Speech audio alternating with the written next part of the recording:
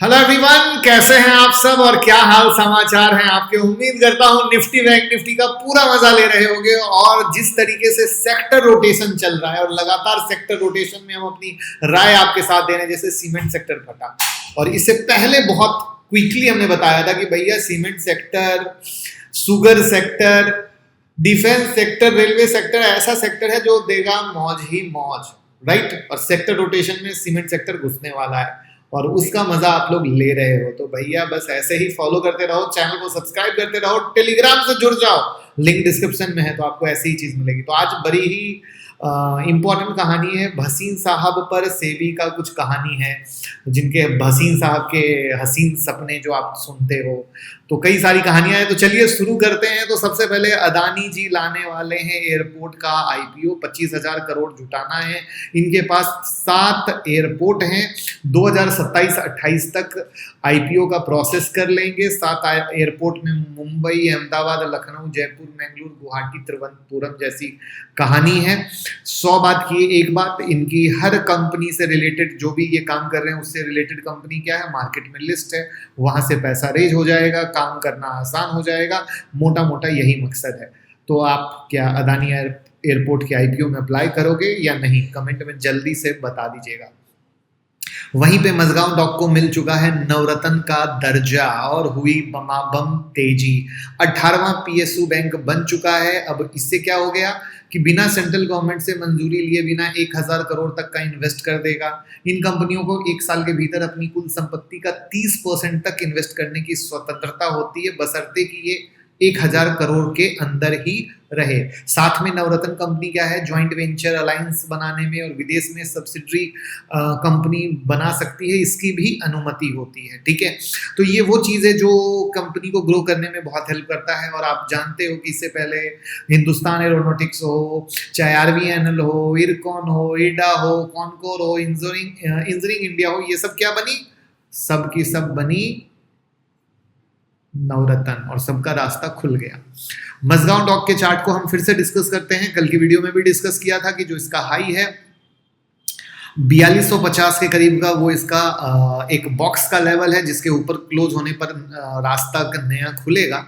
तो आज 4271 का सडन हाई मारा और उसके बाद गिरावट हो गया, यानी 4271 इसका ब्रेकआउट लेवल है और मार्केट अभी भी इसी बॉक्स में है जो मझगांव डॉक के बारे में हम बात कर रहे हैं।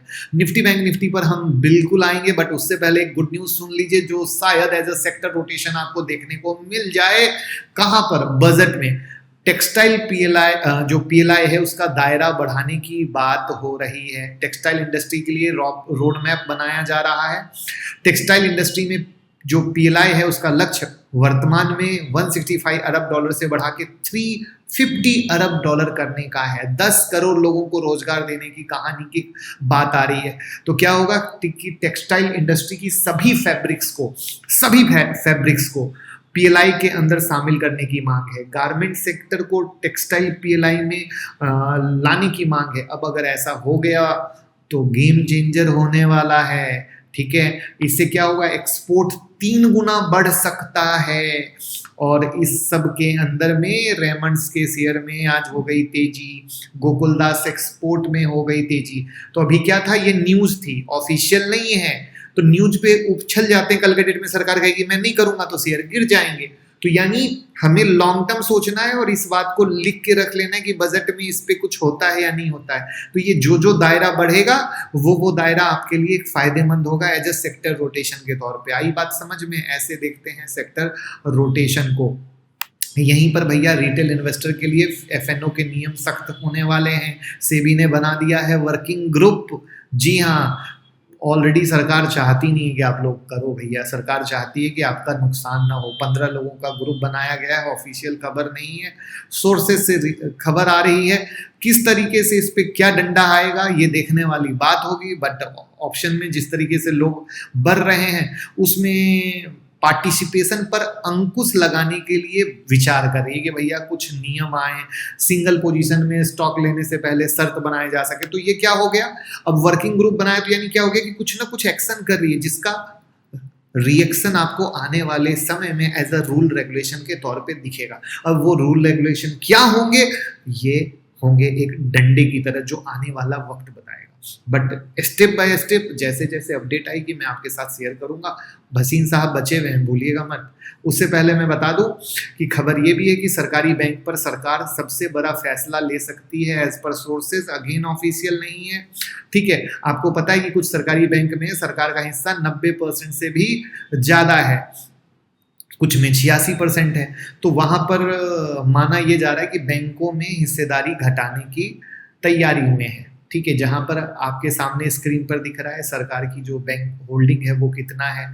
यूको बैंक में 95.3%, इंडियन ओवरसीज में 96% के पास, सेंट्रल बैंक में 93% के पास। तो ये एक नेचुरल प्रोसेस है, 70% तक लाने की कहानी होती है। तो यहाँ पर अगेन कभी भी ऐसी घटना हो परेशान मत होइएगा, बट इन्फॉर्मेशन आपको पता होना।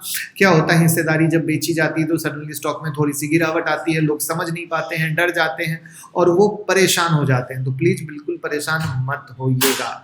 अब हम आते हैं भसीन साहब पर। जी हाँ, भसीन साहब की कहानी ये है कि भसीन साहब पर सेबी जांच कर रही है। मनी कंट्रोल का कहना है कि भैया भसीन जी IIFL सिक्योरिटी से जुड़े रहे हैं। सेबी ने जांच के तौर पर संजीव भसीन के डिजिटल डिवाइस को चेक किया है, सबूत जुटाए हैं, ठीक है। अभी तक न सेबी ने कुछ कहा है न भसीन जी ने कुछ कहा है, ठीक है। याद रखिएगा, अभी पूरी कहानी आई नहीं है, हम भी इस पे वर्किंग कर रहे हैं और इस पे वर्किंग करके पूरी डिटेल वीडियो हम कल बनाएंगे अपने मेन चैनल पे, ठीक है। बट कहानी क्या है, बड़ी सिंपल सी कहानी, जो ये माना जा रहा है शुरुआती जांच से कि कुछ मान लीजिए शेयर को जो है ना पहले खरीद लिया, फिर टीवी पे आके बता दिया, सिंपल। अब रिटेल भाई भागे, ऊपर चला गया, ये बेच के निकल गए, पंप और डंप, बस इतना ही देसी भाषा में है। और ऐसा माना जा रहा है कि उनको सबूत मिला है। तो दिस इज द पॉइंट जहां पर ये कहानी निकल के आ रही है। आपको क्या लगता है, ऐसा बहुत हुआ है? आपको कब लॉस हुआ है इनके कारण, वो भी कमेंट में आप बता सकते हैं। उसके बाद हम चलते हैं निफ्टी बैंक निफ्टी पर। निफ्टी में भैया कल भी हमने आपके साथ साफ सुथरे स्पष्ट शब्द में बोल दिया था, हो चुका है ब्रेकआउट। ब्रेकआउट के बाद कल की कैंडल अगर ब्रेक करेगी तो और तेजी होगी, वही कहानी हुई। कल की कैंडल 23,750 थी, वो ब्रेक की, तेजी हुई, 23,889 का हाई बनाया। तो इसी को बोलते हैं बॉक्स की पावर। बॉक्स फटे तो राजधानी एक्सप्रेस हो जाता है। डीमेट अकाउंट का लिंक डिस्क्रिप्शन में है, खोलना चाहें तो खोल सकते हैं। 52,000 का बैंक निफ्टी का ब्रेकआउट हुआ, इसके बाद हाई 52,746 लगा, तो इसके ऊपर भी निकला। तो भैया मार्केट में चल रहा है बजट का कहानी। बजट में हर बार न्यूज़ आ रही है बहुत अच्छा बहुत अच्छा बहुत अच्छा होने वाला है, और इसी चीज के लिए मार्केट हो रहा है बहुत खुश। बट मैं फिर से याद दिलाऊंगा, प्रॉब्लम क्या होती है, इंसान जब बहुत खुश हो जाता है और मामूली सी डिमांड भी पूरी ना हो तो इंसान का दिल टूट जाता है, और वो दिल टूटता है तो बहुत जोर वाला टूटता है। तो बस वही एक रिस्क है जो मार्केट में आपको ध्यान रखने की जरूरत है। तो कैसा लगा शॉर्ट स्वीट एनालिसिस, कमेंट में बताइए। और क्या सुधार करना चाहते हैं इस वीडियो में वो बताइए, जिससे हम सब कुछ बता सकें, सब कुछ सिखा सकें। शेयर कीजिए, प्यार कीजिए, मोहब्बत दीजिए। Thank you so much.